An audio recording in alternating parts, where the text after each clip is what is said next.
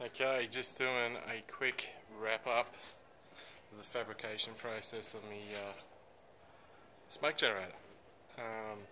Once you've got all your bits together, as you can see, pipe, cap, RHS, all the holes drilled, time to fabricate. So, need to drill a hole. That's a 10.5mm.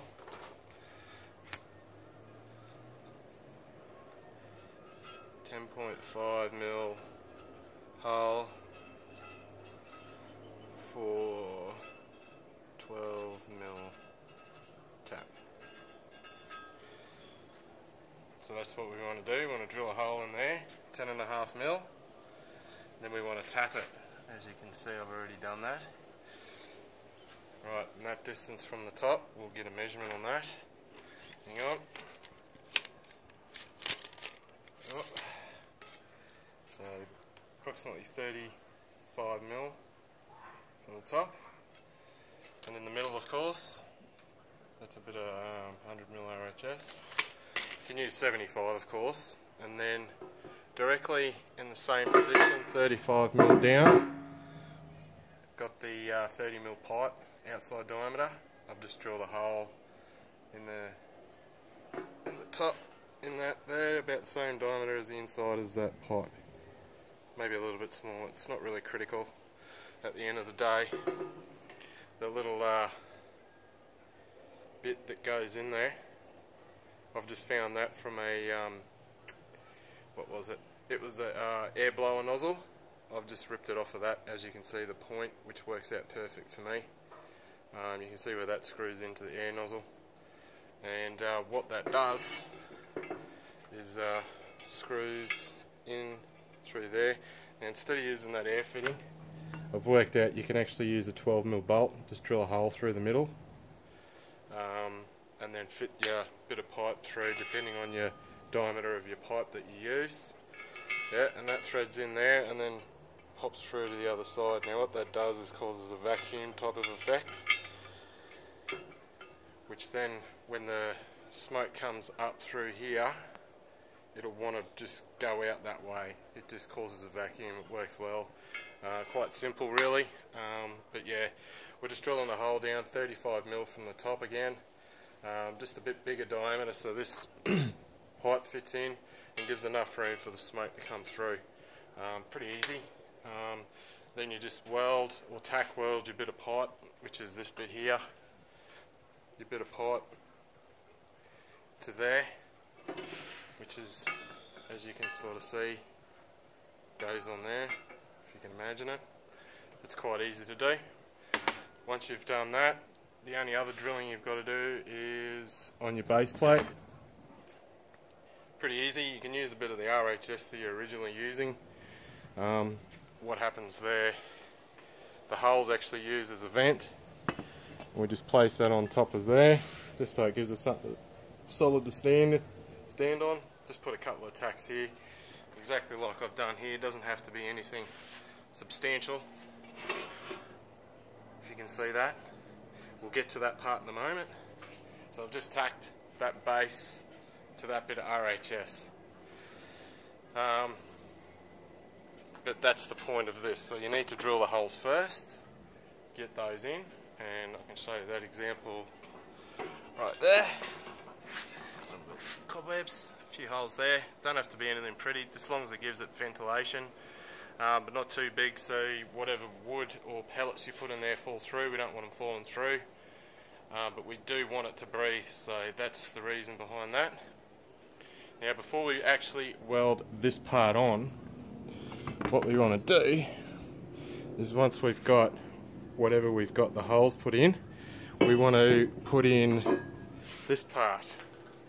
Now you can go as elaborate as you like. Once again, the holes are 6mm. Once again, it's for ventilation. I've just put a little groove in here just so the smoke can come up through here. You can see that that's a fixed bottom.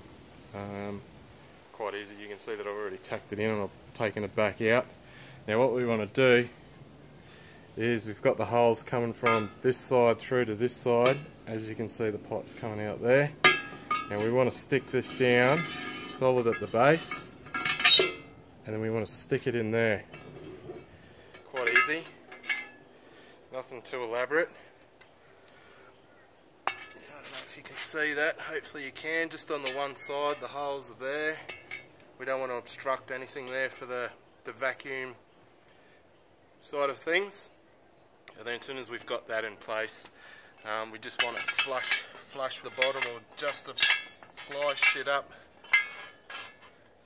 from the bottom, so we can allow for that tack, which is quite easy. So we're only talking a couple of mil, and you can see that that's exactly where I had it tacked. Can you see that? Focus. Had that tacked right there, so we just tack it back there and tack it on the other side, and we want to tack it on the top. As you can see in there, I've tacked it there. You can see that I've done it, so then that'll end up staying in there, which is exactly like this other one that I've built. So you can see that other one that's in there, no dramas. Alright, so then once you've got that tacked in, we're going to put it on the base, after you've drilled the holes of course. So nice and easy, doesn't matter which way it goes on, you can pick which way it goes on, whichever way you want it, doesn't really matter because you never see too much of it anyway. And we've got that little bit in there, obviously that's tack, so you just get a tack weld, just so it's in there. It doesn't have to be anything solid. Yeah, so that's that part done. Oh, of course, now down the bottom where we ignite it, that's what this little pipe's for. We just want to put a series of holes in the top here, and I'll show you what I mean. Where's my pen? Here we go. So we want to come in a little bit,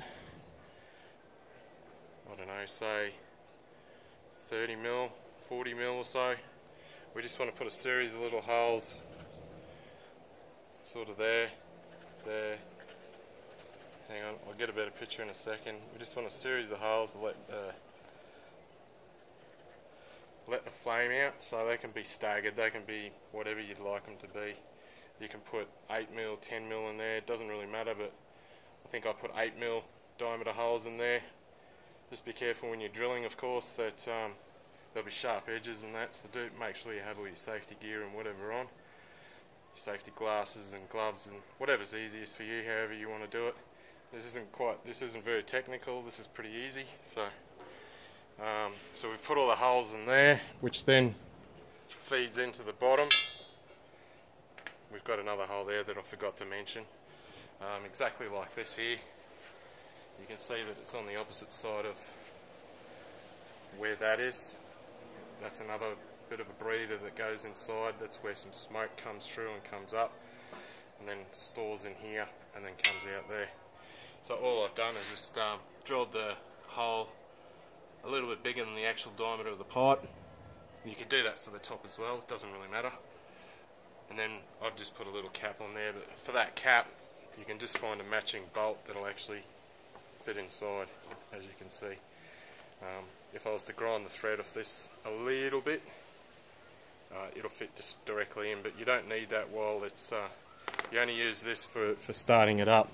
As soon as you've got it started up, you just put your cap in, that'll fit inside, and that's that part done. And then the rest is just this cap. Now all I've done with this cap, I've just given a little grind there, just to either tighten or loosen it so it fits over the top of this relatively easy.